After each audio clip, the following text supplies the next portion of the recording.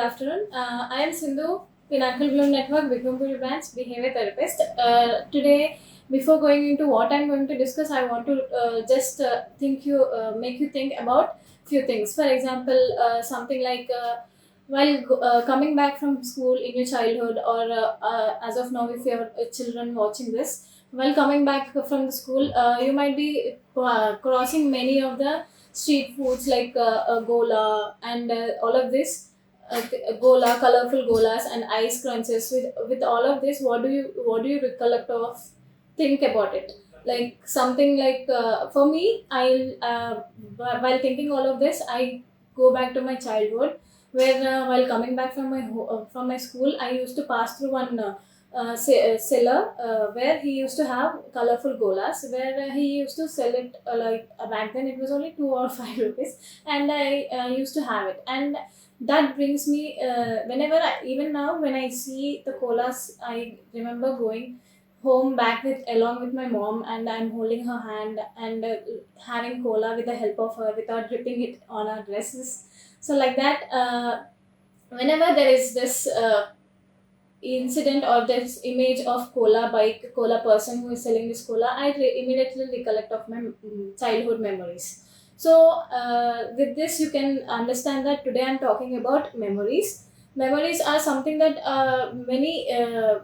very important for individual. For example, some of the major and peculiar incidences that have taken place in our childhood we still remember. For example, having our own new clothes for birthdays, yeah, your favorite dresses, or something like having your bike as parents giving you like cycle or something that you got it on a special day.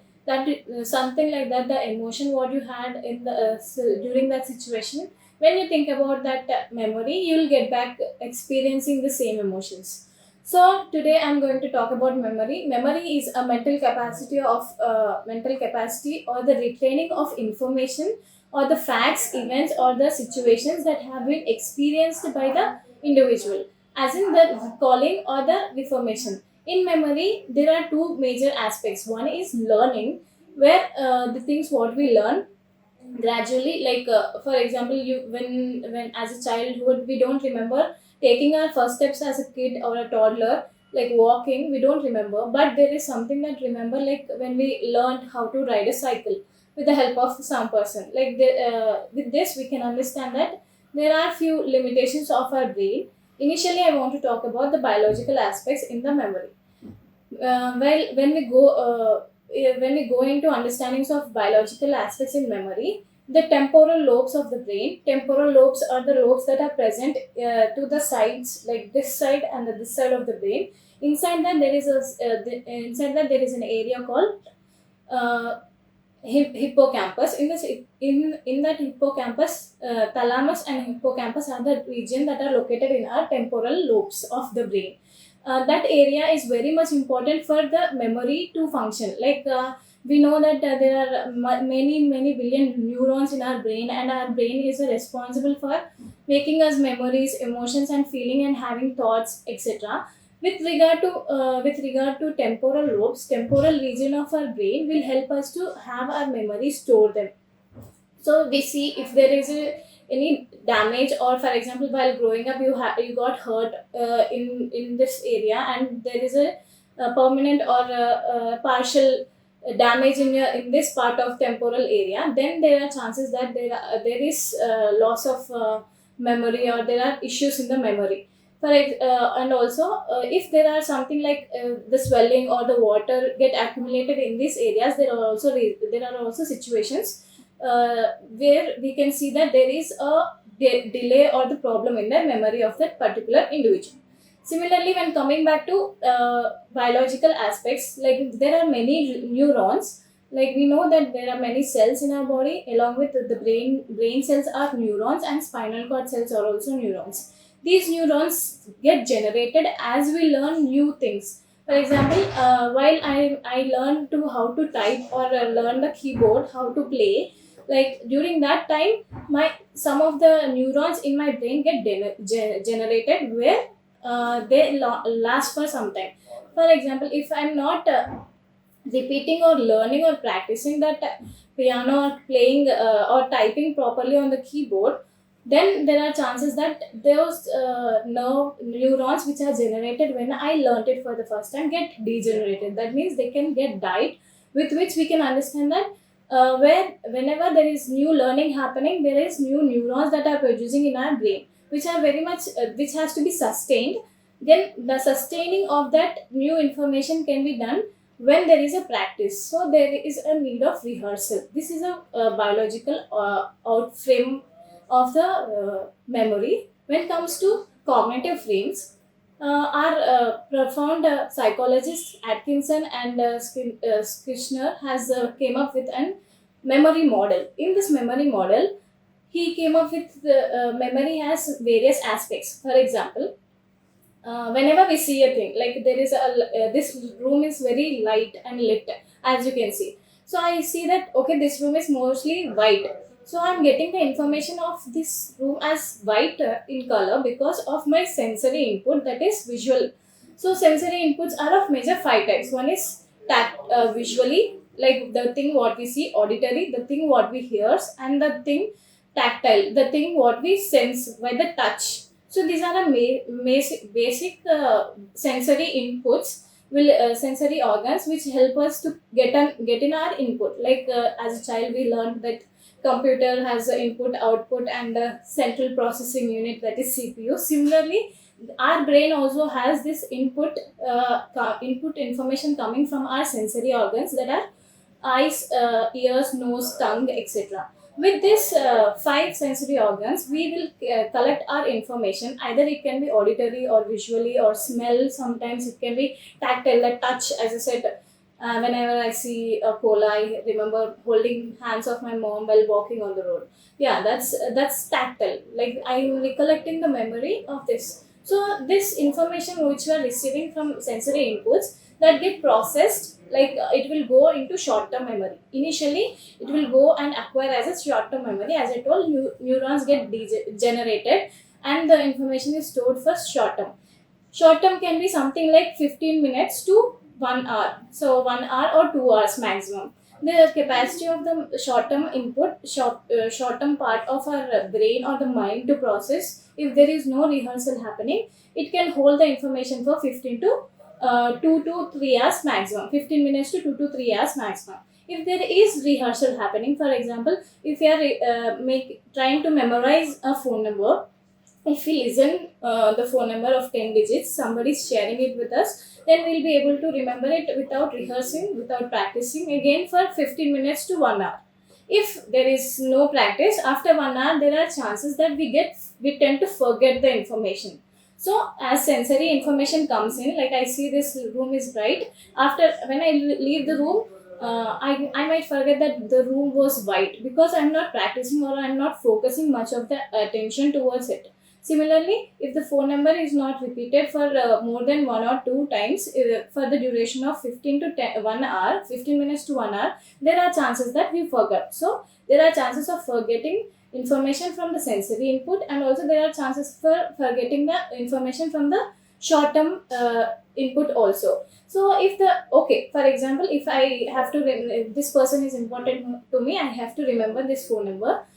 Then I will keep repeating, rehearsing, like okay, 10 digit numbers I am rehearsing or repeating. In during the repetition, or the because the rehearsal or the repetition is happening, the information will then move on to the long term memory. So this long term memory can be last from 1 hour to lifelong. For example, you might remembering like practicing the first phone number that you have memorized. Like it can be your father's or mother's. Like it is because they are important when as a child or when you were very young. You might have rehearsed, practiced. You took few extra steps. Now, no matter whose number was it, or when you have recollected, when you have memorized, no matter when it was, how many years ago, there are chances that you still remember that number. Like that, the information initially will come into our sensory inputs, like with our sense organs, and then move to short term processing unit, where it's the short term in the short term memory. If there is rehearsal happening, then it will move to long term memory.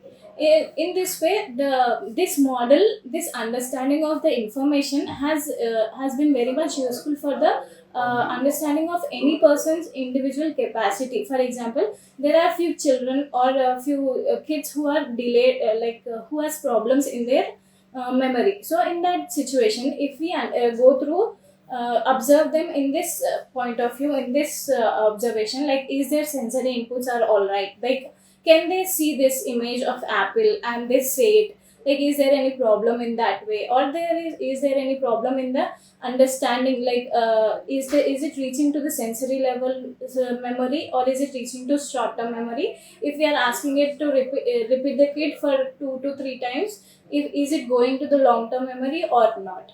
So mostly with the issues what we see is there is short term memory for the kids, but there is no long term memory. So like that, because there, even when there is processing happening, like even when the rehearsal is happening, repetition is happening in the regular intervals of time, even then the information is not going and uh, feeding into long term memory, and recall is not happening, recollecting is not happening, reproduction is not happening. In that situation, we can go through diagnosis. It can be the biological reason, or it can be the reason that the importance of that one particular object is not much important for the kid. That can also be the reason for not processing the information from the long term memory to reproduction or recall. There are these are the some of the important fields we understand how memory will work. So that is a biological aspect and cognitive aspect of memory. So when now I want to talk about the important and major aspect, that is how the memory is different from older people, like that adults to children. Okay. There are, as child bonds, there are few milestones we all know. Initially, the milestones will be of motor level, as in is the child turning over on the right time within the 3 months or 5 months, or is the child being able to crawl within the 6 months or 8 months, or is the child being able to walk within the 11 months or 1 year. Like that, there are few motor milestones which any kid will has to pass through. Similarly, as the kid reaches 2 years of age, there are few things that they have to be able to achieve. Some things are like they have to recognize their parents, they have to understand who are their friends, who are the close relatives, they have to understand that they have a routine from morning to evening, they have to wake up, brush their teeth, they have to get these understandings by the age of 2. Whereas many researchers have said that from the age of 3 to the age of 13, as this is an intense and learning phase, there are many challenges and the many new things the kids will adapt to. For example, a kid who is just 3 years of age, who started just now started going to school, showing many of the tantrums like I don't want to go. I am there are few things that which are presenting in the school are recollecting him of home. For example, feeding time, lunch time. There will be a small snack time or lunch time for every school. During that period, he recollects that he will not eat by himself or herself. There is a parent who will take care of it every day. So he is missing out that routine, and he is showing tantrums or cranky or crying behavior. In that situation, that memory of being feeded, or mother or the father, the parent feeding the person, is getting recollected, and then we see that. So this every time, if there is a behavior that we see in children, that is the reason, because there is also one of the reason because of the memories that they are getting because of the cues what they are seeing. Like for the cranky baby in the lunchtime, because he recollected with the food, seeing at the food that his mother or father will feed him, like that. So moving forward, a kid who is grown up like 6 to 7 years, they'll be able to understand many other concepts like reasoning, evaluation, differentiation, association, similarities, differences. All of these things they'll try to adapt within 7 years of age. And moving on from 7 to 13 years of age, there are the major milestone that we come across with the children is like the emotional or the feelings or the intentions, the things what the kids learn from the 3 years to 7 years of age is things which are presented to them. For example, there is a bag here which is blue in color, so they remember because there is a bag that is blue in color, and he has to put his books into it, and with the cues only they'll understand. Whereas coming to the age group of 7 to 13 years, they'll have to understand, they have to be able to understand how the without the cues also there is intention, they can understand the intentions and reason out why someone is behaving in one particular way without any clue. So this is a drastic or gradual development what we'll see in cognitive levels of any children. So for example, for the without any cues, for example, if I say like if I'm a parent, or if my parent is saying that no, you can't go out now, sit and do your homework, then in that tone, with the words what she chose to say is no, don't go outside and sit at home and study. These are the words he is hearing, but he will also understand that mother is angry. Like with that, without any cue, just with the change or the choice of words which mother is selecting for the kid, that small piece of information, without the intention of being angry, presented directly, the kid will be able to understand. So these are the example I can say when it is time from the 7 years to 13 years of age. So these similarly, these with regard to memory also, uh, kids will be able to reason out and understand, because throughout the 7 years of age, when they'll understand because of their past experiences. So any experience will play a major role in kids life. For example, if mother is choosing the same words for the first time with the kid will still try to go outside and play with the friends.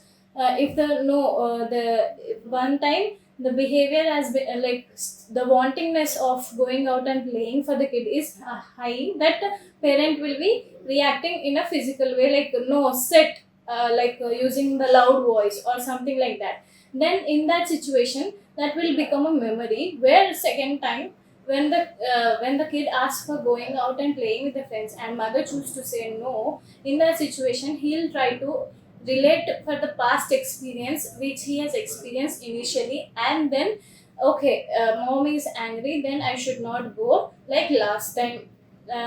She might get even more anger or aggressive, like that he'll get that understanding. So each and every in the every memory in the childhood can be remembered for smaller duration to the lifetime.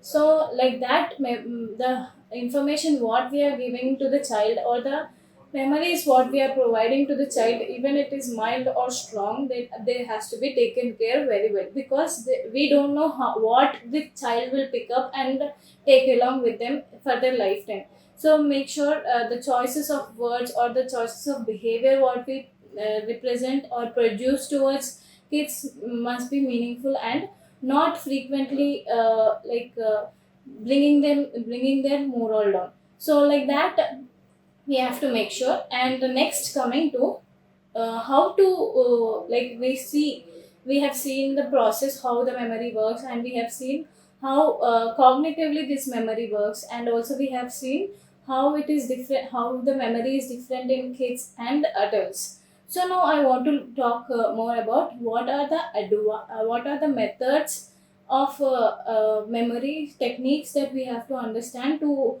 improve it. For example, we have seen many parents complaining to their teachers or their caregivers that my son or my daughter is not being able to memorize or recollect or remember their academic aspects, like it can be tables, alphabets, or grammar, it can be. So during that situation, there are here on I'm going to tell you a few techniques that every parent has to follow. So every parent or the caregiver or the child himself or the person who are who are witnessing this can also follow. First, make a plan. If you are a caregiver, if you are concerned about the person whom you are teaching or training, for them you have to make a plan. As a guider or the person, if you are a 10th or 11th standard student, or who you are more younger, like 7th class also, these techniques can be usable for everybody, every student or any individual who are trying to improve their memory and trying to be good at their skill. So having a good memory is also a skill which has to be appreciated for the people who is having it for a good and major experiences, and also carrying it forward in a positive way. And also we have to appreciate for the people who are carrying the negative memories as a child and carrying it forward and yet dealing the life positively. So this is very important for any individual to recognize and appreciate how, if there is positive behavior being exhibited by any individual. So coming back to the technique, first make a plan. If you are a guider, or if you in yourself are trying to improve your memory skill, first make a plan. What is it you want to memorize, or what is it you want to work on? For example, if it is academics, make a list first. Which subject you'll choose for, and how many hours in a day you'll spend. For example, you want to spend only 1 hour a day, that's okay, that's fine. Initially, taking the first step is more important than achieving the goal. So first step as taking considering only 1 hour to memorize or read or understand any concept, then that's fine, take it up. Okay, then first make a plan. And where do you want to study, how do you want to study, how long you want to study, what to study. These are the major aspects you have to cover while planning. And next, coming to the next technique, that is taking breaks. For example, mostly we tend to take breaks no matter what we do. For especially coming to studying or education, we tend to take more breaks, or our mind processing gets stopped in between and will get diverted. These diversions are very common. Our brain is very fragile, like it is very tentative. If I'm talking to you, if I'm saying something else, there are chances that I'll recollect of something else, some other information or the past experience or some friend I talked to. Like that, there is chances that the thought going on making building one after the other and not focusing on what is present happening.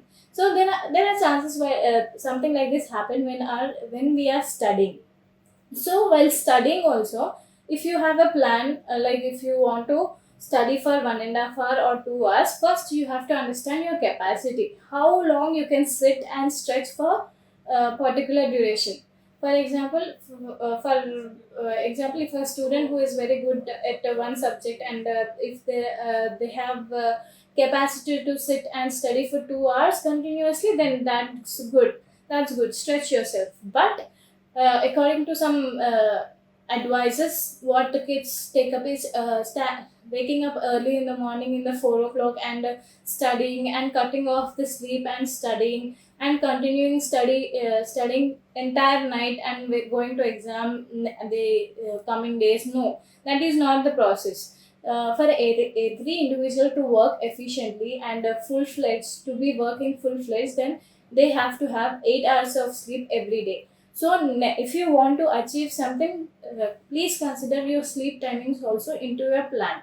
Because many people think that waking up early in the morning, like 4 o'clock and 5 o'clock, and studying is very good. Yes, that is good. But when you are sleeping for a complete 8 hours before night, or you are being able to understand that, yeah, I had a good sleep. Like there has to be a good sleep of 6 to 8 hours. Like while making the plan, please do consider your sleep also. Do not skip out on sleep, because there is scientific evidences shows that if the sleep is not proper and the learning and the churning is happening to the brain capacity and the brain neurons which has been generated then itself while learning the new thing, they'll get degenerated, they'll get died and perish off.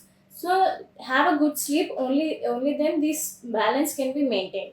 So after planning, if you know your skill and capacity or strengths, then stretch it as much as you can. But make sure you take break for every 45 minutes. 45 minutes is the basic average capacity of any human brain that can process information and store or understand it. So 45 minutes is the basic general and universal time, I can say, because that is that only for that duration brain can be active. If it is crossing more than that, we can say that it is partial. Brain has become partially active, and it is understanding few things and missing out on few things.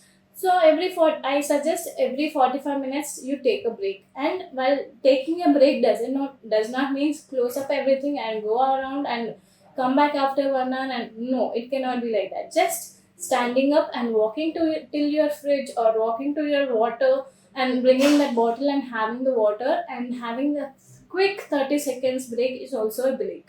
And we have to respect these breaks, and we have to be thoughtful of using these breaks the way they have to be used. Instead of like, now it's my break time, I can take breaks for 1 to 2 hours. No, that is not acceptable, because there are lots of things you have to understand and process and learn more. You have to cut down on the way the breaks you take. They have to be meaningful. The break is meaningful for you, so consider that break also. For every 45 minutes, consider of taking a break from 30 seconds to 3 minutes. 3 minutes has to be max. This will help diverting the mind and relaxing the mind, and reboosting the mind for the new information. So like that, taking these breaks are very helpful. Now coming to the third technique, like if there is a large and huge target you have to achieve, like for example, people who are preparing for UPSC or some of the competitive exams like medical entrances or engineering entrances, for them also I'll suggest that divide your day into two. Like for example, today is Wednesday, and I have to finish off few things. There are targets according to our plan what we have fixed. So to achieve that target, divide your day into two. Wake up in the morning if it is possible for you, and make sure you had 8 hours of sleep, and wake up and study initially, and in between take get your daily routines like hobby it can be, or taking a daily routine like taking bath, shower, or having your meals, lunch, like that, and then get back. So get back to studying with by afternoon 12 o'clock, and from 12 to 3 you have to sleep. And after sleeping, that will be a half of the day where you have completed one of the part of the day, and from 3 to till 8 you will be the that will be your other half of the day. And like this, if you divide your day into two, that will help in empowering your memory and working on it. And similarly, next, coming to the later suggestion is that if there is chunks of information, loads and loads of information, you have to process and you have to remember and be prepared for the coming events. In that situations, make sure that you add some fun element to it, to the things what we are learning. In the fun element, as in for example, in you have your house, you have some information. It is an information about history. There are few important dates that you have to remember. So take that information along with you and go across your house and stand at one place. Like it can be a window. So look at the window and remember that. Give one important date to that window, and next walk to the next object. Like it can be a table. Then walk towards the table and give one more important date to the table, or important information to the table. Like that, if you are giving tags and the information what you have to process to the area around you, like whenever you want to recollect it, when you are going, like when you visualize you are being at your comfortable zone and walking towards it, then there are easy recognition of recollection of the information what you have stored there. So this is visualization process, and this method is called method of loci, like locating the information there and visualizing it later. This will be a very useful tip to boost your memory and recollect lots of information at smaller time. So like this, I would like to close today's session by saying, hopefully this is informative to you, and you got more understanding about memory. And have a good day. Take care. Bye bye.